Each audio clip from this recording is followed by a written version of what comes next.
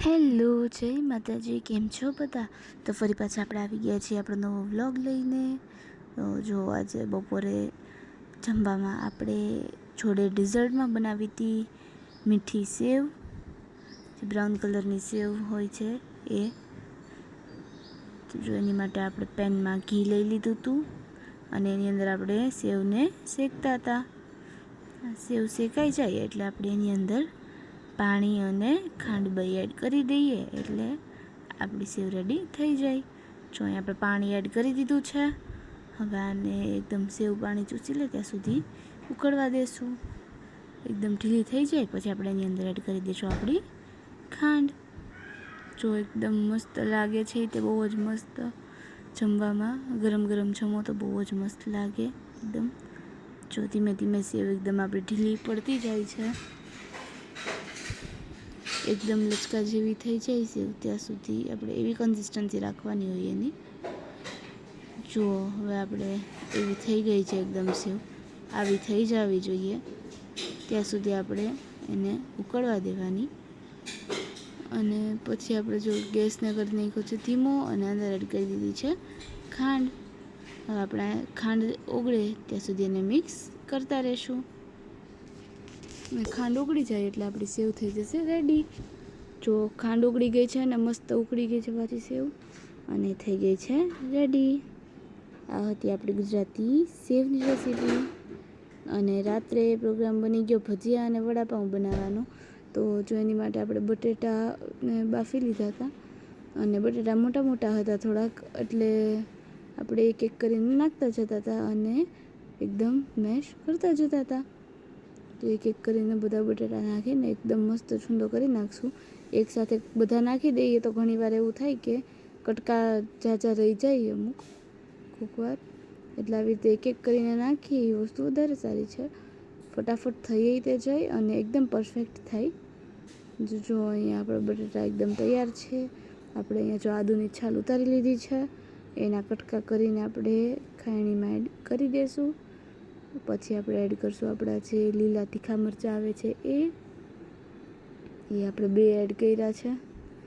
બે મરચાં અને લસણની 4-5 કળીઓ. આ બધાને હવે આપણે એક સાથે ખાંડી લેશું. અને આ ખંડાઈ જાય એટલે આપણે આની પેસ્ટ યુઝ કરશું. આપણો જે બટેટાનો મસાલો આપણે બનાવવાનો છે વડાપાઉં માટેનો, બટેટા વડા માટેનો, એમાં જો એકદમ સરખી રીતે પેસ્ટ આપણે આની કરી લેશું, એકદમ સરખી રીતે ખાંડી લેશું. અને જો અહીંયા આપણા એકદમ મેશ કરેલા બટેટા છે એની અંદર આપણે એડ કરી દઈશું મીઠું. મીઠું સ્વાદ પ્રમાણે જ નાખશું, કેમ કે બટેટા બાફતી વખતે પણ આપણે મીઠું નાખ્યું હતું અંદર. પછી એની સાથે આપણે એડ કરીશું અંદર લાલ મરચું કોરું. પછી આપણે એડ કરી દઈશું હળદર, તીખાસ પ્રમાણે લાલ મરચું એડ કરશું. પછી આપણે નાખીશું અંદર આપણી હળદર. અને પછી જે આપણે આ પેસ્ટ બનાવી હતી આદુ લસણ અને મરચાંની એ એડ કરી દઈશું. પછી આપણે એની અંદર ખાંડ અને લીંબુનો રસ બે એડ કરી દઈશું, એટલે ખાટું મીઠું અને તીખું ત્રણેય ટેસ્ટ આવી જાય અને લાગશે પણ બહુ જ સરસ. જો આપણે લીંબુનો રસ પણ એડ કરી દીધો છે. તમારી ખટાશ પ્રમાણે તમે જેટલું ખાટું જમતા હોય એ પ્રમાણે એડ કરવાનો. એકદમ ટેસ્ટ બધા બેલેન્સ રહે એ રીતે એડ કરશું. જો આપણે લીંબુ એક આખું લીંબુ નીચવી નાખ્યું હતું, બહુ મોટું નહોતું લીંબુ, નાનું જ હતું. પછી આપણે એની અંદર એડ કરી દઈશું ખાંડ. એટલે આપણો જો મસાલામાં બધા ઇન્ગ્રીડિયન્ટ્સ એકદમ આપણે એડ કરી દીધા છે. અને હવે આપણે એને મિક્સ કરી દઈશું. અને મરચાં લીલા નાખ્યા હતા, લાલ મરચું પણ છે એટલે હાથ બળે ખોટા, એટલે પહેલાં તો સરખું ચમચીથી જ મિક્સ કરવાનું. તો બી જો ન ફાવે તો છેલ્લે હાથથી મિક્સ કરી નાખવાનું, પણ પછી ડાયરેક્ટ તરત જ હાથ ધોઈ નાખવાના, નકર પછી હાથ બળે. જો આપણે એકદમ સરખી રીતે મિક્સ કરી દઈએ. હમણાં જ મામાના ઘરે ગયા હતા ત્યારે એકવાર અનુભવ મને થઈ ગયો છે. આખી રાત એમાં જ હેરાન થયા હતા અમે. એટલે મરચાં ને એવું તમે એડ કરો ત્યારે તો બહુ ધ્યાન રાખવાનું. જો પછી આપણે ફટાફટ આપણા બોલ્સ વાળી લેશું અને એકદમ ગોળ ગોળ જો આવી રીતે આપણે બધા મસાલાના બોલ્સ બનાવી દઈશું. અને જો હવે આપણે લઈ લીધો છે ચણાનો લોટ જે આપણે ચાળી નાખ્યો હતો. હવે લઈ લીધો છે આપણે એક અલગ લોયામાં. એમાં એડ કરી દઈએ આપણે મીઠું અને પછી થોડું થોડું પાણી એડ કરીને આપણે મિક્સ કરતા જશું. એકદમ જે આપણે ભજીયાનું બેટર આવે જે બહુ થીકેય ન હોય અને બહુ થીને ના હોય, એટલે નહીં બહુ જાડું નહીં બહુ પતલું એવું બેટર રાખવાનું છે. એવી કન્સિસ્ટન્સી ના થાય ત્યાં સુધી આપણે થોડું થોડું પાણી નાખતા જશું અને મિક્સ કરતા જશું. જો હવે બસ ઓલમોસ્ટ બેટર રેડી થઈ જ ગયું છે, આટલું જ પાણી પડશે. હવે આને સરખી રીતે આખામાં મિક્સ કરી લેશું. અને અહીંયા આપણે એક સાઈડ ખજૂર અને આંબલીને ઉકાળવા રાખી દીધી છે. આપણી લીલી ચટણી પણ તૈયાર છે. અને જો આપણે જે બેસનનો ગોળ બનાવ્યો હતો એની અંદર આપણે થોડી સોડા એટલે કે ખારો અને લીંબુ બે એડ કરી દીધું છે. અને હવે આને પણ આપણે મસ્ત એક ચમચી લઈને સરખી રીતે મિક્સ કરી દઈશું. અને આપણે ખજૂર આંબલીની ચટણીમાં નાખી દીધું છે લાલ મરચું. પછી આપણે નાખી દઈશું થોડું એવું મીઠું અને પછી આપણે એની અંદર એડ કરી દઈશું ખાંડ. અને જો એક સાઈડે આપણે તેલ પણ તળવા માટે મૂકી દીધું છે. અહીંયા ચટણી ઉકળે છે. અને પપ્પાને મરચાંના પણ ભજીયા જમવાતા, તો જે આપણે જાડા મોડા મરચાં આવે એ લઈ લીધા છે. અને એને જો આપણે આવી રીતે કટ કરી લીધા છે એકદમ પતલા પતલા. જો આપણે આવી રીતે કટ કરીને રાખી દીધા છે મરચાં, કેમ કે પપ્પાને એકને જ જમવાતા એટલે એ ઓછા કરવાના હતા. અને વડાપાઉંનું જે લાલ મરચાંનો મસાલો આપણે એડ કરીએ એની માટે જે એકદમ કોરા ખાલી ભજીયા જોઈએ એ જો આપણે અહીંયા ફ્રાય કરી લઈશું પહેલાં. જો એ ભજીયા એકદમ ફ્રાય થઈ જાય એટલે આપણે પહેલાં એની ઓલી ચટણી જે આવે રેડ કલરની એ બનાવી નાખશું, જે કોરો મસાલો એડ કરીએ છીએ એ.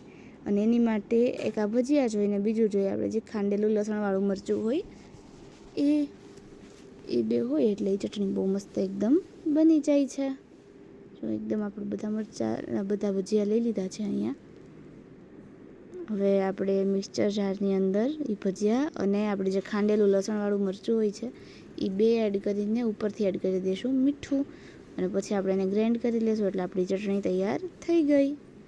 અને જો આપણે અહીંયા બધા બટેટાના જે બોલ્સ હતા એ બધા એડ કરી દીધા છે. હવે એક એક કરીને આપણે એને ફ્રાય કરી લેશું. ને પેનમાં ઓઇલ તો ગરમ હતું જ તે. જો આવી રીતે એક એક કરીને મૂકતા જશું અને તળતા જશું. જો અહીંયા આપણે વડા એકદમ જો ફૂલી ગયા છે, જે આપણે ખારો નાખ્યો તેની લીધે આઉટર લેયર બહુ જ મસ્ત એકદમ સોફ્ટ ને એવી થઈ ગઈ છે ફૂલીને.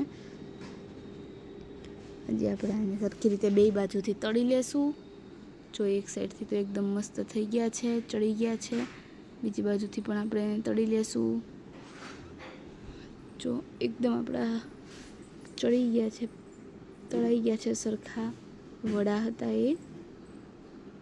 હવે એ વડા તળાઈ ગયા છે. પછી હવે આપણે સાઈડમાં જોડે જોડે તળી લેશું જે આપણે મરચાં કાઢીને સુધારીને રાખ્યા હતા એ મરચાંને આપણે જોડે બેટરમાં એડ કરીને એના ભજીયા પણ આપણે ફટાફટ ફ્રાય કરી દીધા છે. એમાં તો કાંઈ બીજું હોય નહીં, બેટર તો સેમ જ હોય. અંદર મરચાં એડ કરીને એને પણ એક પછી એક ફ્રાય કરી દીધા છે. અને જો અહીં આપણે પાઉં ઉપર મસ્ત એકદમ આપણે લીલી ચટણી એડ કરી, ઉપરથી એડ કર્યો છે લાલ મસાલો હોય એ. પછી હજી બીજી બાજુ પણ આપણે ચટણી એડ કરશું, વચ્ચે વડું મૂકી દીધું છે. ઉપરની સાઈડ પણ મસ્ત ચટણી લગાડી દઈશું લીલી. પછી ઉપરથી આપણે મસાલો એડ કરીને બંધ કરી દઈશું. આ રેડી થઈ ગયું છે આપણું વડાપાઉં. લીલી ચટણીની રેસીપી જોવી હોય તો મારી હજી એક ચેનલ છે એસ્થેટિક લાઈફ ઓફ સનશાઇન, એમાં આપેલી છે, એ જોઈ લેજો. અને આ આપણી પ્લેટ થઈ ગઈ છે એકદમ રેડી. બસ that's it for today's video. Please subscribe કરજો.